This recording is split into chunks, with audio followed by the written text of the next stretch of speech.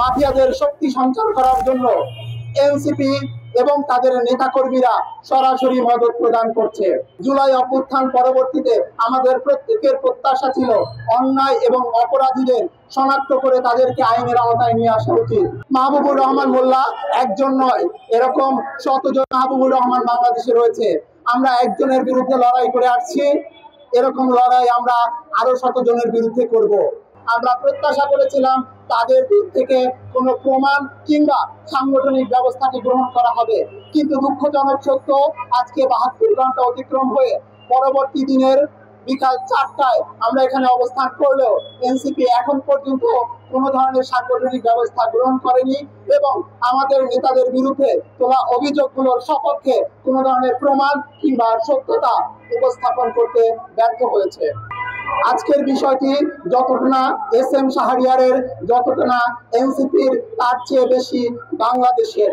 জুলাই অভ্যুত্থান পরবর্তীতে আমাদের প্রত্যেকের প্রত্যাশা ছিল অন্যায় এবং অপরাধীদের শনাক্ত করে তাদেরকে আইনের আওতায় নিয়ে আসা উচিত, কিন্তু আমরা দুঃখজনকভাবে দেখছি যে সকল মানুষগুলো জুলাই অভ্যুত্থানে সরাসরি অংশগ্রহণ করে নিজেদের সর্বস্ব বিসর্জন দিয়েছে এবং এখনো অন্যায়ের বিরুদ্ধে নিঃস্বার্থভাবে জনগণের স্বার্থে আন্দোলন সংগ্রাম করে যাচ্ছে, সেই সকল মানুষগুলোকে প্রতিহত করার জন্য, তাদের মুখ বন্ধ করার জন্য এবং মাফিয়াদের শক্তি সঞ্চার করার জন্য এনসিপি এবং তাদের নেতাকর্মীরা সরাসরি মদত প্রদান করছে।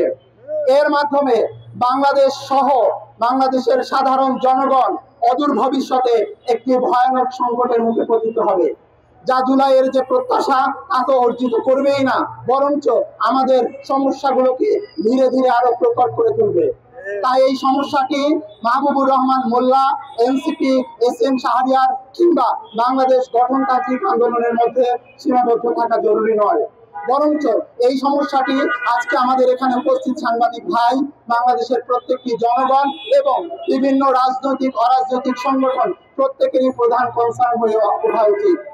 মাহবুবুর রহমান মোল্লা একজন নয়, এরকম শতজন মাহবুবুর রহমান বাংলাদেশে রয়েছে। আমরা একজনের বিরুদ্ধে লড়াই করে আসছি, এরকম লড়াই আমরা আরো শতজনের বিরুদ্ধে করব, কিন্তু সেই লড়াইয়ের গন্তব্যে আমরা পৌঁছাতে পারবো নাকি পারবো না সেটা নির্ভর করছে আমাদের মতো অরাজনৈতিক, সৎ এবং বিবেকবান সংগঠনের পাশে সাংবাদিক ভাই, বাংলাদেশ রাষ্ট্র এবং রাজনৈতিক দলগুলো কতটা সহায়তার হাত বাড়িয়ে দেয়। আমরা কখনোই আপনাদের কাছে অর্থনৈতিক সুবিধা কিংবা অন্য কোনো অতিরিক্ত সুবিধা প্রত্যাশা করি না। আমরা শুধু প্রত্যাশা করি সত্য এবং ন্যায়ের পক্ষে আপনারা আপনাদের অবস্থানকে নিশ্চিত করুন এবং সেই অবস্থানের হাত ধরেই বাংলাদেশে পরিবর্তন আসুক।